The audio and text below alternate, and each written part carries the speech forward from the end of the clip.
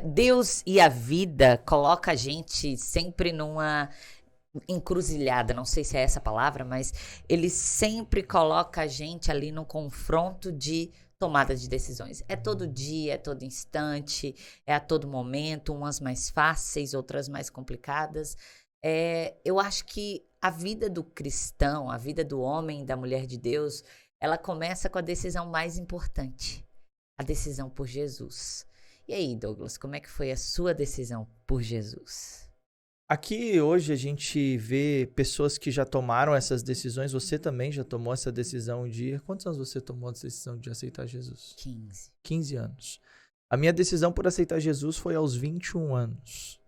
E quando eu tomei essa decisão, eu vivia uma vida totalmente desregrada. Eu tinha uma vida emocional bem abalada por conta da minha criação, porque eu fui criado por babá, eu fui criado por avó, eu fui criado por irmã.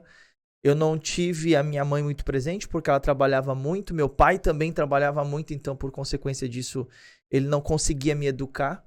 E o meu pai perdeu o pai dele aos 6 anos de idade, ainda bem jovem, então ele não teve pai, ele não soube como ser pai, como educar. E a forma como meu pai ele decidiu nos criar foi nos ensinando que a vida era dura, que tinha que trabalhar muito, não nos ensinou sobre Jesus, não nos ensinou sobre espiritualidade, não nos ensinou sobre propósito, até porque ele não sabia, e ninguém pode dar aquilo que não tem. Naquele momento ele não sabia. Então eu passei muitos desafios na minha infância, e um dos desafios assim mais absurdos que eu vivi foi a questão de ter sido vítima de um abuso na infância aos 10 anos de idade, e com o passar do tempo isso me prejudicou na escola, isso me prejudicou no meu relacionamento familiar, me tornei um jovem um pouco rebelde porque não soube lidar com esse conflito emocional que eu estava vivendo, de não entender essa violação que eu tinha sofrido na infância. Acabei tendo problemas com professores na escola, não queria estudar, começava a matar a aula, meu pai se desesperou, e na medida de tentar me disciplinar, ele me batia muito, eu sofria bastante violência doméstica em casa, e isso tudo fez com que eu começasse a me sentir um pouco rejeitado. Então, eu senti uma rejeição absurda, porque eu achava que meu pai não me amava. Porque pensa, a figura paterna que é para ser, entre aspas, o seu herói, de repente te invalida em todas as palavras, de repente te agride por todo e qualquer comportamento que você tem, porque eu não estava sabendo lidar com os meus comportamentos, eu não estava sabendo lidar com as minhas emoções, com os meus sentimentos. E naquela época a gente não tinha Jesus, a gente não conhecia a palavra, a gente vivia sem princípios e valores. Meu pai acabava traindo a minha mãe por muitas vezes, e eu via aquilo, e aquilo me chocava ainda mais e trazia mais responsabilidade, porque, poxa, eu era apenas uma criança, sabendo que meu pai estava traindo a minha mãe, e, poxa, eu tenho que falar para minha mãe que o meu pai está traindo ela, né? É minha obrigação moral falar para minha mãe, mas eles são adultos, isso é uma coisa que eles têm que se resolver. Como que uma criança administra todas essas emoções? E como que uma criança forma sua personalidade no futuro baseado em todas essas crises, tanto existenciais, morais, de relacionamento? Então, foi bem difícil para mim, e com o passar do tempo eu fui me tornando um jovenzinho mais maduro, e eu fui me relacionando com amizades erradas. Então, eu queria estar em todo lugar, menos dentro da minha casa. Eu queria estar em todo lugar, menos dentro da minha casa. Então, sempre que eu podia, eu queria ir pra rua. Era uma fuga. Era uma fuga da dor. Eu queria fugir porque em casa meu pai me invalidava, falava que eu não prestava, que eu não queria ser ninguém, e em casa eu apanhava. E aí eu queria ir pra rua. Foi quando eu encontrei as amizades. E aí, quando eu encontrei essas amizades começaram a falar o quê? Douglas, você é o cara, nós gostamos de você é importante aqui, bora, vamos com a gente.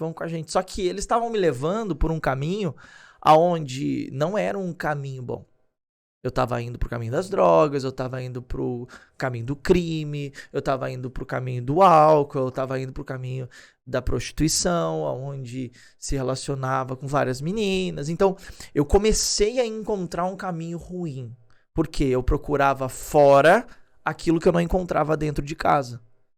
Então, o que começou a acontecer? Meu pai começou a ter atitudes um pouco mais ofensivas, que era de me prender, por exemplo, amarrado com uma corrente e um cadeado na cama. E me deixar preso para não sair de casa enquanto ele trabalhava.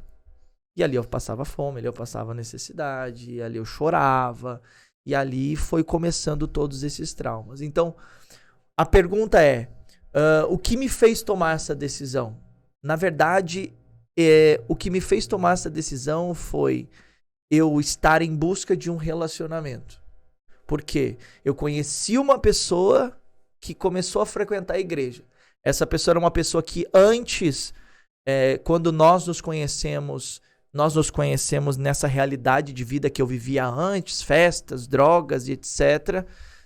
E depois de um tempo eu encontrei essa pessoa e essa pessoa estava frequentando a igreja, estava começando a frequentar a igreja. E eu não frequentava igreja nenhuma. E aí ela me fez um convite, vamos. E primeira decisão já. Ela me fez um convite, vamos. E aí eu falei que eu ia. Mas eu falei que eu ia não porque eu queria ir para a igreja. Eu falei que eu ia porque eu queria um relacionamento com ela. Depois de reencontrar. E aí foi que eu acabei frequentando. Na primeira vez eu fui para dentro de uma igreja onde tinha um culto de jovens. Eu me lembro até hoje, quando eu cheguei no culto, eu achava que todo mundo era meio louco. Porque as minhas experiências com drogas era aquela brisa, aquele delírio da galera tudo sobre efeito da droga. E eu chego lá dentro e vejo que o pessoal também estava lá, uns orando em línguas, outros orando, e eu olhando para tudo aquilo na minha volta, parecendo muito estranho, parecendo muito diferente. Eu não sabia, não entendia nada daquilo. E aquilo foi algo para mim que não fez muito sentido a primeiro momento. E o que me manteve dentro da igreja não foi Jesus. O que me manteve dentro da igreja foi o meu desejo por namorar aquela menina, ter um relacionamento com aquela menina. O que é natural, né? Algumas pessoas chegam até Jesus dessa forma. Chegam até Jesus porque querem uma cura, porque querem um relacionamento, porque querem uma bênção financeira. É completamente aceitável isso. E ele mesmo diz isso na palavra, né? Você pode vir inclusive como você está. A questão é que você vai ser colocado em situações que vão te obrigar a tomar outras decisões. Você vai ser levado a um ponto da sua vida aonde você vai ter que decidir. Você vai continuar aqui por este motivo ou você vai decidir por outro motivo? E aí é um processo. Todos nós vivemos um processo dentro da igreja. E aí, como é que foi esse seu processo? Como é que foi te encurralando para chegar na decisão? A gente vai tomando várias decisões, né? Como você falou, ao longo do tempo a gente vai tomando decisões de abrir mão de algumas coisas, a gente vai tomando decisões de assumir responsabilidade por os outros. Então, o que me fez permanecer lá foi o meu desejo por ter uma relação com essa menina. Só que eu era um cara que tava com a vida toda errada. E ela era uma menina que estava querendo se endireitar com relação à sua vida errada. Porque ela veio do mesmo mundo que eu. E aí ela estava dentro da igreja para mudar isso. E eu estava lá justamente porque eu queria, na verdade, puxar ela de volta.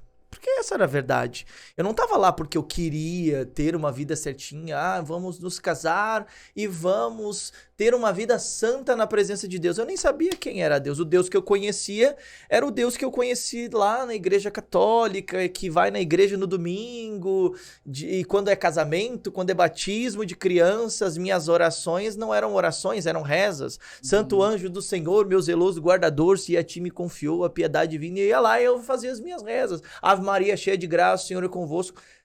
Eu acho, assim, era o que eu sabia, entendeu? Então, talvez aqui tem pessoas que são católicas também, como um dia eu fui católico, se é que se pode dizer que eu fui católico só porque eu estava na igreja, né, lá dentro. Acho que nem católico eu fui de verdade, né?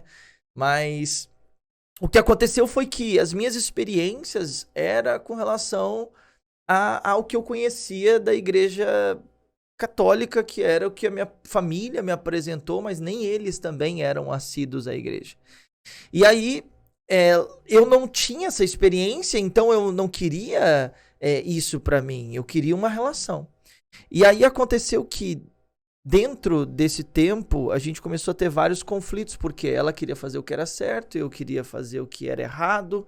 Aí, com o tempo, a gente começou a entrar no consenso de que nós deveríamos fazer a coisa certa, porém nós não conseguíamos. Que eu acho que essa é a maioria da realidade dos jovens cristãos na igreja.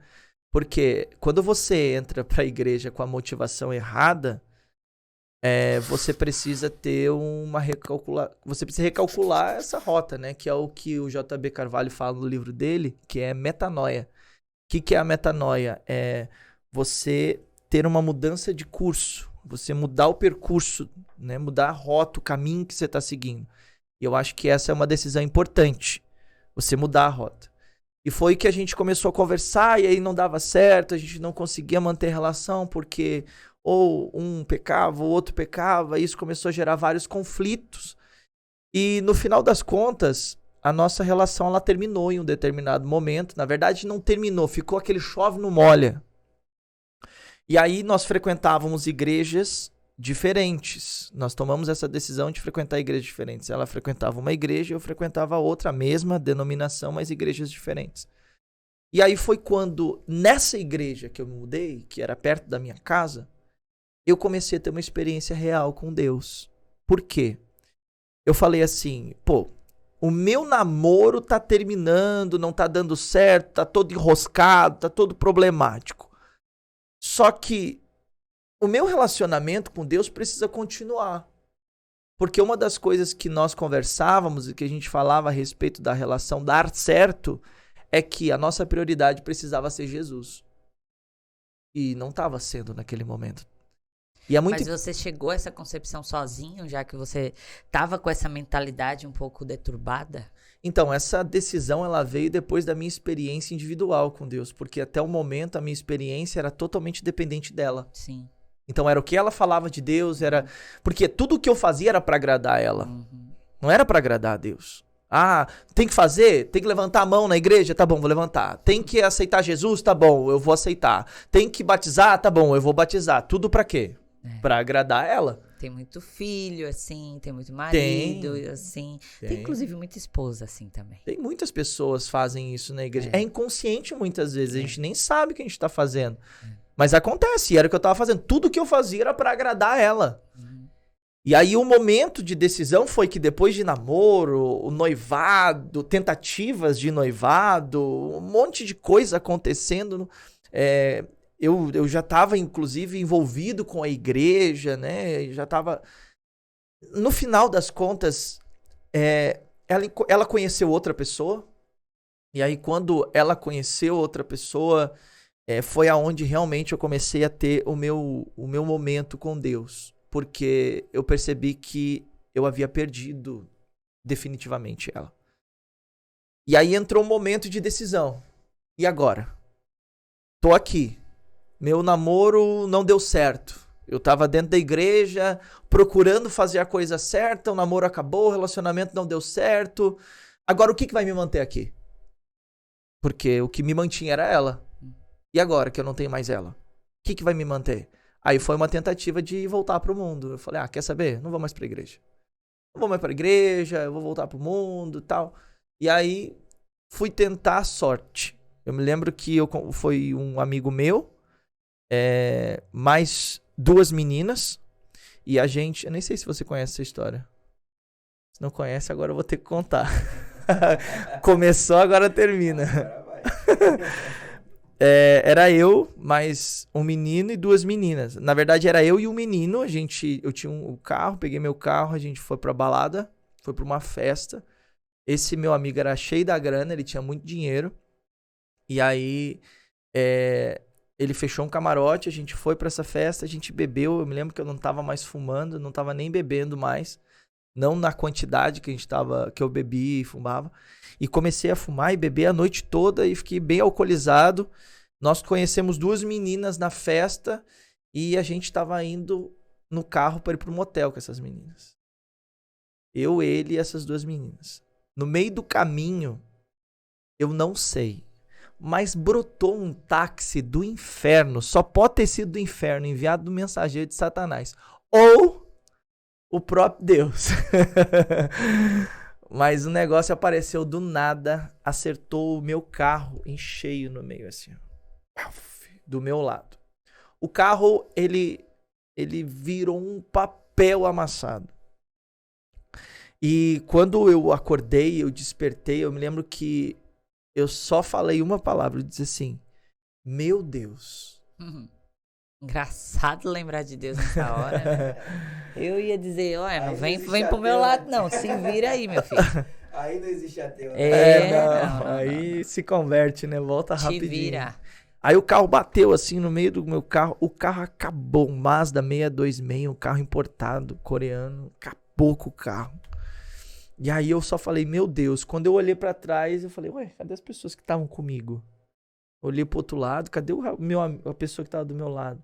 Eu achei que tinham voado pela janela fora, né?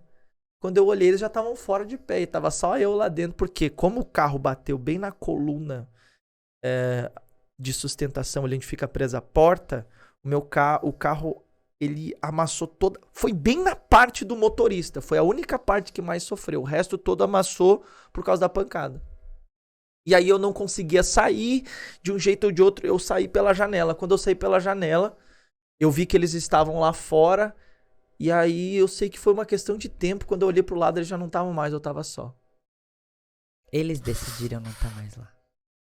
Então a gente vê que aqui nesse momento eu olhei para um lado, eu olhei para outro e eu não tinha mais ninguém ali comigo. E a única coisa que me veio na cabeça foi o que eu tô fazendo? E aí começou a chegar um monte de pessoas do lado, olhar e dizer assim, cadê o motorista do carro? Morreu? Olha a pancada, porque quando eu saí e olhei, a pancada era só no motorista. Sim. Só que o porquê que eu não morri? Inicialmente, porque realmente Deus tinha um plano pra minha vida. Agora, a pancada bateu na coluna principal do carro. Se a pancada veio um pouco mais pro lado, atinge a mim, eu morro na hora. Naquele momento eu olhei e eu falei assim, eu não vou pra outro lugar, senão pra presença de Deus. E aí eu lembrei de um texto de João capítulo 6, que fala quando... o Simão, ele fala pra Jesus, ele diz assim, pra onde eu irei? Se só tu tem as palavras da vida eterna. E eu falei, eu tava querendo buscar felicidade na bebida, nas drogas, no sexo, na festa, e eu não conseguia. Então, a minha decisão de voltar pra Jesus foi essa. Eu falei, eu não consigo mais. Não dá mais pra viver fora daqui. Então, teve que acontecer algo ruim para que eu pudesse tomar essa decisão. E aí essa decisão me levou de volta e eu comecei a fazer de verdade aquilo que eu nunca havia feito. Só que já não era mais uma relação, já não era mais nada, não era amizade, porque quando eu mudei de igreja, ninguém me conhecia nessa igreja. Então eu não tinha ninguém ali para agradar, eu não estava do zero.